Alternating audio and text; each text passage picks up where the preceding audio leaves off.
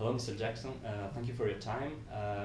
My first question is, it's been a really long ride with Quentin Tarantino. You've been collaborating for the last 20 years. So, what is your, your favorite memory, your most precious memory of collaborating with him?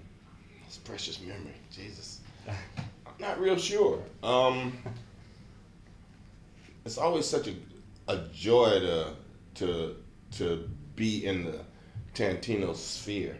I guess our greatest moment was when we were at Cannes and Pulp Fiction won the Palme d'Or, and I happened to be there, and we were all together, and it was like the explosion of Quentin Tarantino, and we were all there, and we were all part of it, and to continue to be invited to join in his storytelling forays is always a pretty good privilege and honor for me.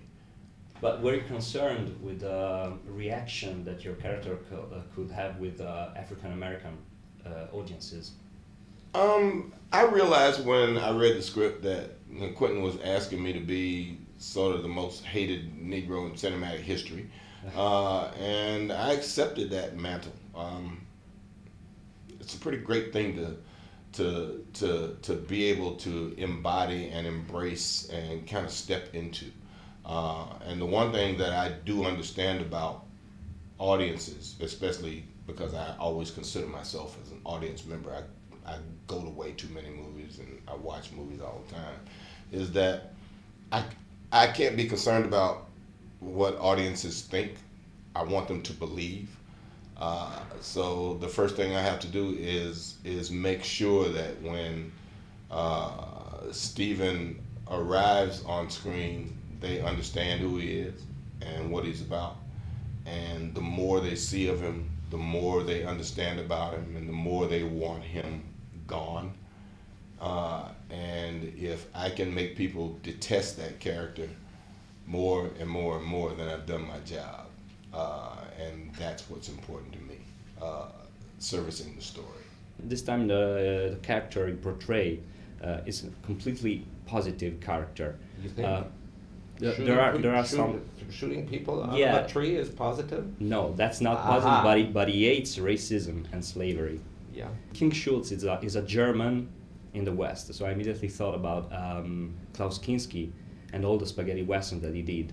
And once he even played a bounty hunter in The Great Silence. So did Tarantino make you watch some of those films to get inspiration from, or?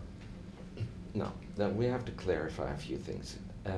As much as I admire Quentin, he doesn't make me do anything.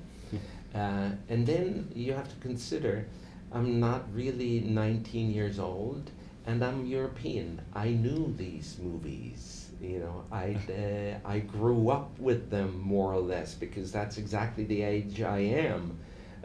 I was a youngster when the spaghetti westerns had the big time. So I knew them, yes, and you know what? There have been bounty hunters in westerns before. So I'm not a fan of Klaus Kinski's, and I never have been. That probably would have been the most important reason not to watch it, but I knew the movie very well. Okay. So last question, what was the poster hanging on your wall when you were a teenager? It was actually funny that you should mention it. It was Little Joe from Bonanza for about a week and a half, and then I took it down and put something else on. So you were familiar with spaghetti westerns, or are you more a classic western fan? I was not a fan of either, but I was very familiar with spaghetti westerns because those were the new movies that came out every week when I was a kid. So yes, I was very familiar, and I've seen some of them as they came out, and for most of them I was a little too young because when Django came out with Franco, I was about 10 years old, so they didn't let me see it. So I saw it, I don't know, 6 years later. This is a question that we ask to everyone we interview. What was the poster hanging on your wall when you were teenagers? Oh, man. You know, it's crazy. My grandmother wouldn't let me have posters on my wall. It was the craziest thing. I would go to other people's places and they had posters of like, I think at the time it was like Jane Kennedy and, like they would have Jet magazine posters. My grandmother wouldn't let me have anything. I tried to do, this is not gonna make any sense. I had one poster. It was called The Iceman. And it was George Gervin, and he was a basketball player for San Antonio Spurs.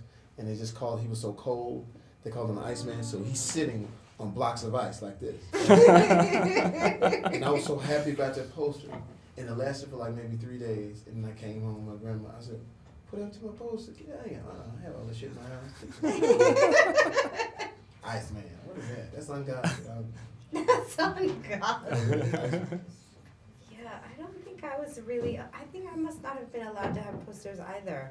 I had a brief period of having a Lionel Richie poster on the wall. Say you, say me, say it always. And Menudo, that was a group I loved. Menudo, that was my first concert. I loved them.